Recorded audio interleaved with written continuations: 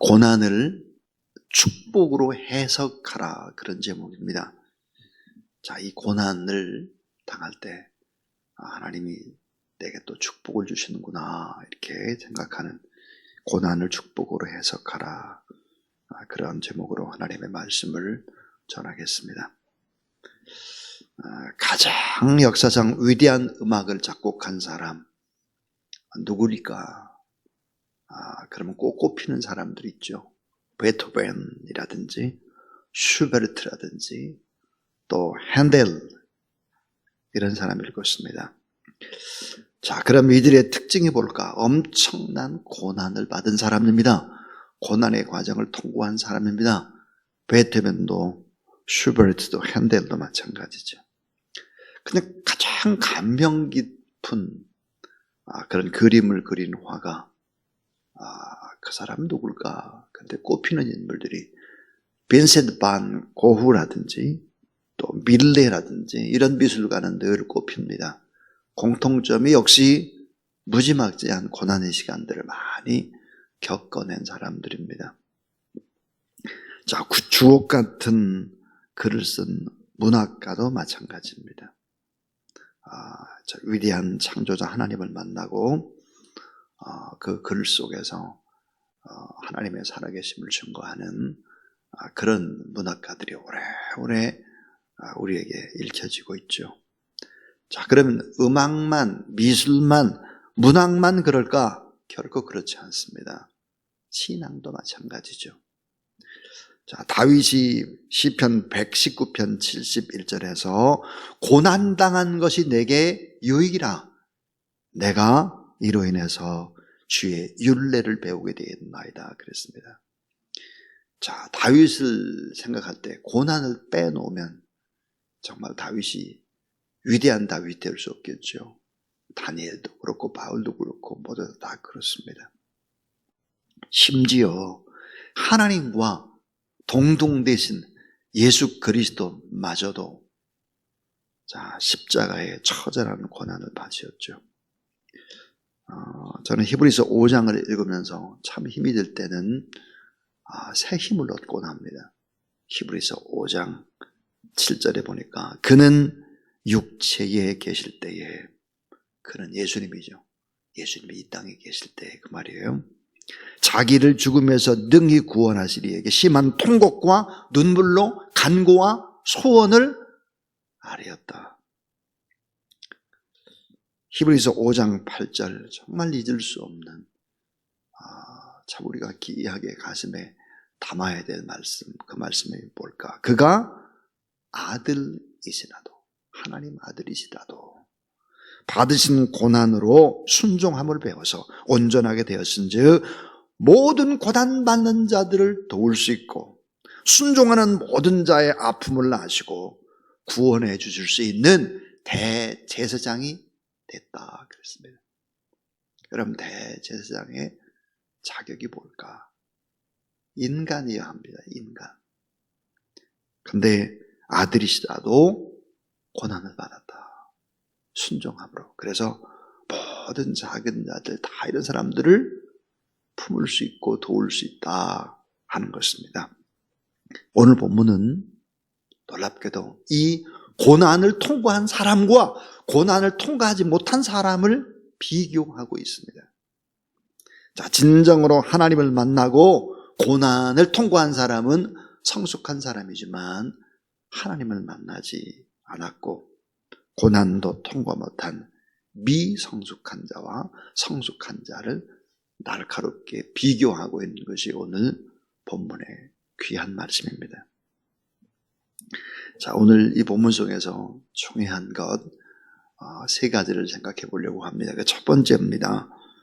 자, 주 안에서 받는 고난은 최고의 축복이다 하는 것입니다. 주 안에서 받는 고난이 최고의 축복이 되는 거예요. 자, 주 안에서 받는 고난은 값으로 계산할 수가 없다. 이 고난이라는 것은 최고의 축복임을 알아야 이게 성숙한 사람이 되고 예수 그리스도를 닮는 사람이 된다 하는 것입니다. 여러분, 고난 없이 어떻게 사람이 바뀔까요? 고난 없이 어떻게 넉넉한 사람을 끌어안을 수 있는 리더가 될 수 있을까요? 어떻게 고난 없이 대통령이 될 수 있을까요? 어떻게 고난 없이 훌륭한 엄마 아빠가 될 수 있겠습니까? 불가능한 얘기. 주 안에서 고난이라고 하는 것, 이 자체가 놀라운 축복 중의 축복이다 하는 것이죠. 자, 여러분, 고난을 통과하지 않은 자의 특징이 오늘 본문에 아주 고스란히 나오고 있습니다. 욥의 친구 빌닷, 오늘 본문에 보면 말이 어때요? 고난받지 않은 사람의 특징, 말이 거칠다 하는 거예요. 말이 너무 거칠어요. 험하고 정제되어 있지 않아요. 책망과 부정적인 말, 오늘 본문에 온통 다 그런 말입니다. 여러분, 말이 너무 거칠게 되면 어떤 특징이 있을까요? 사탄의 동조자가 될 수 있습니다. 제가 예언 하나 하죠. 이 예언은 아마 거의 맞을 것입니다. 대권 후보자 가운데 거친 말 많이 하는 사람은 대통령 못 됩니다. 여러분, 잘 한번 비교해 보세요. 나중에 후보가 선정이 되면 너무 나쁜 말, 네거티브 전략을 쓰는 사람은 떨어져요. 그렇게 돼 있어요. 왜요? 말이 너무 거칠면 저 사람은 성숙되지 않았다. 저 사람은 사탄의 동조자가 될 수 있다라고 하는 것이 오늘 본문의 교훈입니다. 감정적이고 격렬한 언어, 3절에 보면 그래요. 정죄하고 책망하는 언어, 4절이 그래요. 쉽게 분노해요. 자, 하나님을 만난 경험이 없기 때문에 하나님을 두려워하지 않기 때문에 사람을 두려워하지도 않아요. 하나님의 살아계심 앞에서 늘 내가 죄 있는 것을 알아야 다른 사람도 어때요? 그 입장을 이해하는 거죠. 지금 눈에 보이는 결과만을 가지고 자꾸 데이터만 들이대는 거예요. 데이터. 지금 눈에 보이는 결과를 가지고 자꾸 얘기하려고 하면 어리석은 것입니다. 자, 오늘 이 빌닷이라든지 특별히 욥의 친구들은 네가 지금 결과적으로 봐. 아들도 죽었잖아. 재산도 다 날아갔잖아. 아내도 떠났잖아. 그 네가 잘못해서 그런 거야. 내 신앙이 잘못된 거야. 욥을 공격하는 것입니다. 자, 세상의 복은 진짜 복이 아니기 때문에 모래성과도 같고 신기루와도 같습니다. 뭐 잡은 줄로 알았더니 이게 돈이 많으니까 더 타락하고 뭐 생활이 더 편해지니까 이게 더 세상 사람 같이 돼버리는 것이죠. 무엇일까요? 고난을 통과하지 않은 사람의 특징이 뭐냐면 영혼의 중요성을 모른다 하는 것입니다. 욥의 친구들은 욥을 꼭 얼마나 공격했을까? 성경에 보면 10번을 공격합니다. 10번. 꾸짖고 몰아붙이고 정죄하는 것이죠. 그리고 고난받지 않은 사람의 특징이 뭘까요? 하나님을 만나지 않는 사람의 특징은 세상 복을 크게 생각하는 거예요. 세상 복. 믿음의 좋음과 믿음의 나쁨을 뭐예요? 세상에 얼마나 복을 받았냐, 성공했느냐, 이걸 가지고 판단한다라고 하는 것이죠. 그래서 어때요? 고난을 통과하지 않는 욥의 세 친구와 고난을 통과한 자, 완전히 다른 거예요. 그래서 주 안에서 고난받는 것은 최고의 축복이다 하는 거예요. 이게 이제 첫 번째 얘기라면, 두 번째는 자, 고난 중에 생생하게 주님을 체험하면 최고의 축복이다 하는 거예요. 자, 고난 중에 주님을 체험하면 이게 최고의 축복이라는 거예요. 자, 고난 중에 하나님을 만나고 고난 중에 생생하게 경험한 천국의 영광 잊을 수 없습니다. 고난 중에 만난 살아계신 하나님의 경험 결코 잊을 수 없습니다. 간증이 됩니다. 나를 이끌어가는 힘이 되는 것입니다. 세상에서 넘어지고 자빠질 때 일으켜 세우는 진정한 힘은 이런 체험입니다. 많이 아는, 머리로만 하는 사변적인 지식이 우리에게 능력을 제공해 주질 않아요. 이런 체험들이 있어야 되는 거죠. 욥은 철필이나 나무로 돌의 말씀을 새기고 싶다는 엄청난 이야기를 하고 있습니다. 자기가 고난 중에 경험한 하나님은 얼마나 위대하고 좋은 하나님인지 철필로 납과 돌의 말씀을 새겨놓고 싶다. 요한복음 욥기 19장 23, 24절을 보니까 나의 말이 곧 기록되었으면, 책에 쓰여졌으면, 철필과 연으로 영영이 돌에 새겨졌으면 좋겠노라. 욥기 19장 23, 24절인데요. 얼마나 엄청난 고백입니까? 이런 고난을 통해서 하나님이 어떻게 역사했는지, 하나님의 영광이 어떻게 했는지, 이거 난 고난 중에 다 경험을 했다 이거예요. 이거를 철필로 기록했으면 좋겠다. 책에 쓰여졌으면 좋겠다. 돌에 새겨졌으면 좋겠다. 그렇게 얘기를 합니다. 그리고 나중에 더 위대한 말을 하죠. 내가 알기에는 따라하세요. 나의 구속자가 살아계시니 후일에 내가 땅 위에 설 것이라. 예, 나의 구속자가 살아계신다. 내가 그 구속자 앞에 서게 될 것이다. 참 엄청난 고백이죠. 그러니까 욥이 이런 고난을 당하지 않으면 이런 생생한 경험이 있을 수가 없는 거죠. 저는 어제 이 설교를 준비하면서 유명한 핸델의 메시아를 참 음악을 다 들을 수는 없죠. 너무 긴 시간이니까요. 그러나 핸델의 메시아 그 곡을 가사를 쭉 다 2번이나 읽어보았습니다. B5로 13장이더라고요. 13장. 이 장엄한 핸델의 그 메시아는 언제 어디서 작곡을 했을까 하는 거예요.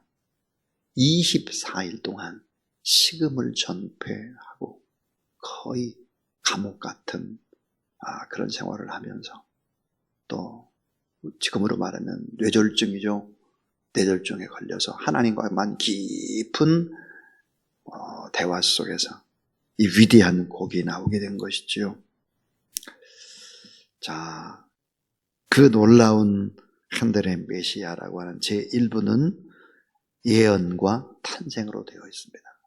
시작이 내 백성을 위로하라, 이사야로부터 시작이 돼서 제2부는 순환과 속죄입니다. 예수 그리스도의 십자가의 죽으심과 이런 부분들, 이사야 53장이라든지 이런 부분들이 쭉 다 이제 찬양의 곡이죠.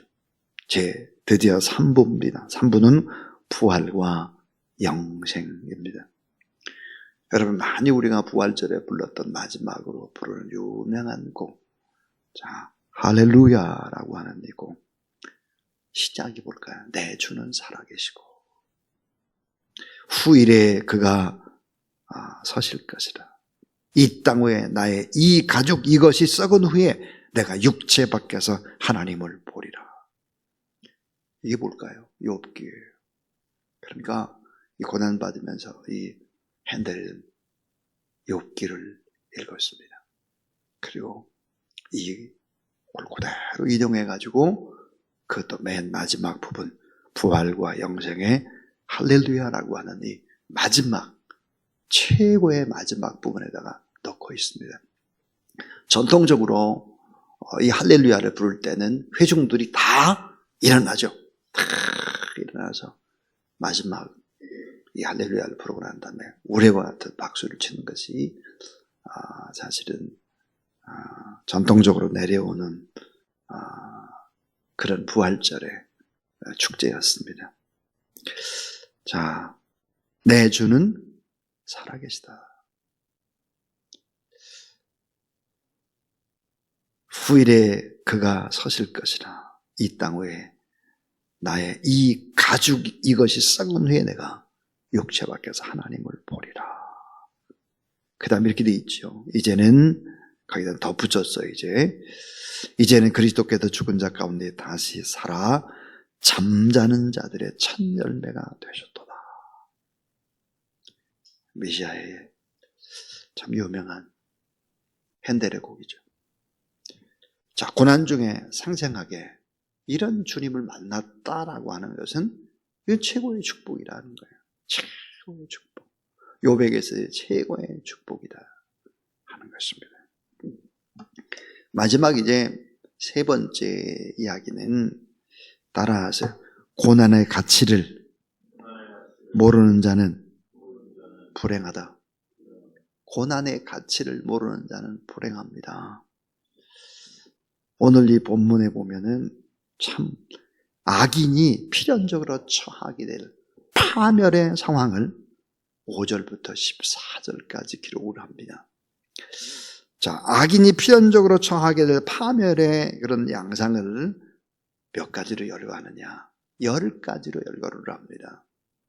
그 다음에 악인이 파멸로 인한 허망한 최후의 상황을 아주 구체적으로 묘사하는 것이 15절부터 21절까지 해서 9가지로 열거하고 있습니다. 그러니까 총 합치면 오늘 본문에는 19가지의 악한 사람들이 당하는 고통을 얘기하고 있습니다. 근데 놀랍게도 이 빌닷이 하는 얘기는 욥이 이렇게 될 것이다 라고 공격을 했습니다. 19가지를. 근데 사실은 어때요? 욥이 당하는 것이 아니라 욥의 친구 빌닷 그리고 어때요? 두 친구 합쳐서 세 사람이 당하는 고난을 열거한 거죠. 자, 이들의 문제는 뭘까요? 세 친구들의 문제는 머리가 좋다는 거예요. 세상적으로 머리가 좋다는 거죠. 머리가 팽팽팽 도는 거예요. 그러나 하나님에 대한 깊은 체험과 고난을 통과하지 않은 미성숙한 사람들입니다.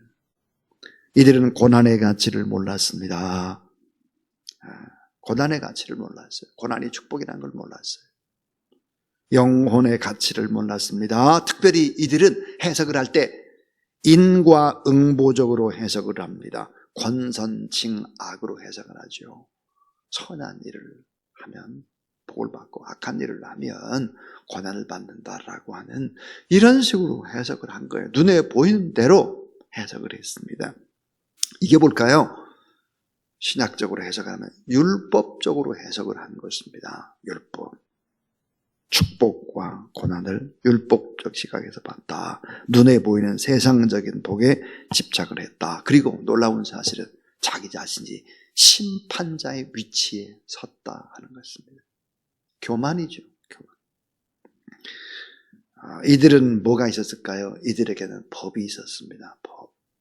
법보다 더 위에 있는 것을 모르죠. 여러분, 법보다 위에 있는 것이 뭘까요? 사랑입니다. 법보다 위에 있는 것은 긍휼입니다. 법보다 훨씬 더 중요한 것은 무엇일까요? 그것은 이웃을 헤아리는 민망히 불쌍히 여기는 눈물인 것입니다. 따뜻한 가슴. 이런 것은 법보다 훨씬 더 중요한 것입니다. 훨씬. 오늘 이 욥의 세 친구는 어떤 사람들을 이야기할까? 신학적으로 보면 바리새인이라든지 서기관이라든지 이런 사람들을 의미한다고 볼 수 있습니다. 욥은 세상의 자랑을 다 잃었죠.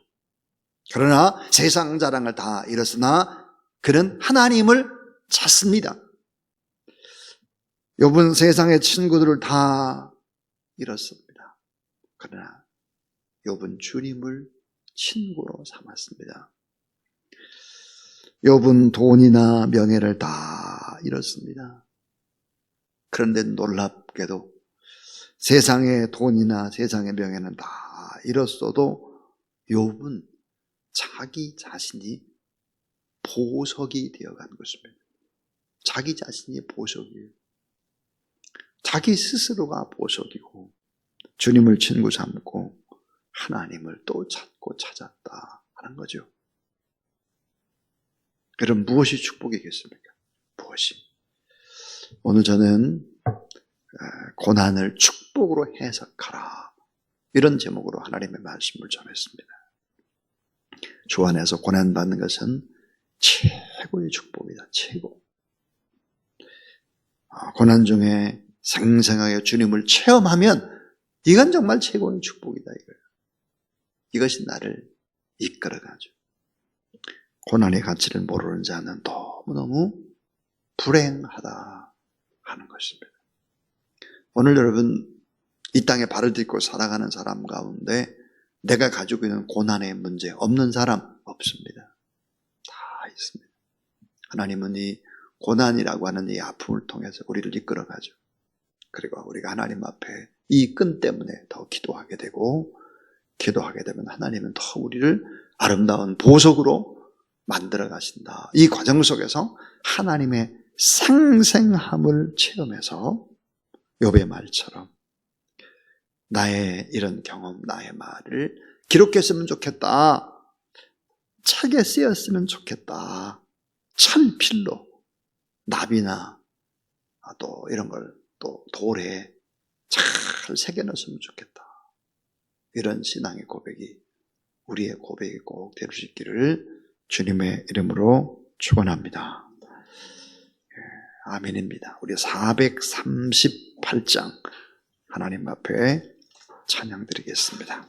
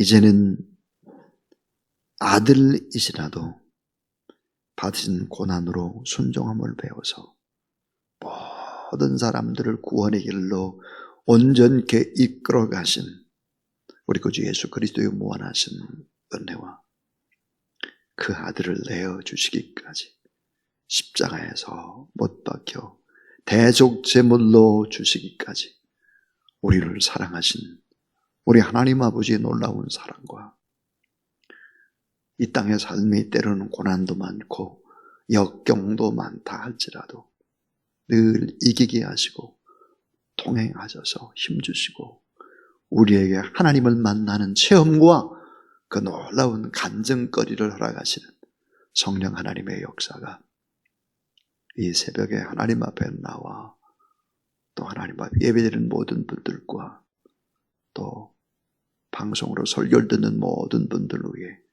이제로부터 영원토록 함께 하옵시기를 간절히 축원하옵나이다. 아멘.